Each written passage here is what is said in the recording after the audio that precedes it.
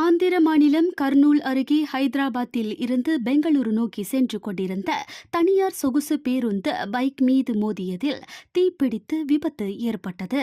இந்த கோர விபத்தில் பேருந்தில் பயணித்த 25 பேர் உயிரிழந்ததாக முதற்கட்ட தகவல்கள் தெரிவிக்கின்றன. இந்த விபத்தில் பலர் காயமடைந்தனர்.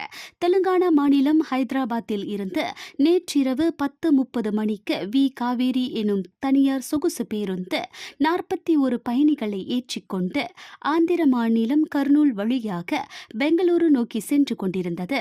அப்போது கர்னூல் மாவட்டம் 44வது தேசிய நெடுஞ்சாலையில் சின்ன டெக்கூரு எனும் இடத்தில் இன்று அதிகாலை 3 மணியளவில் முன்னால் சென்று கொண்டிருந்த பைக் மீது இந்த சொகுசு பேருந்து வேகமாக மோதியது.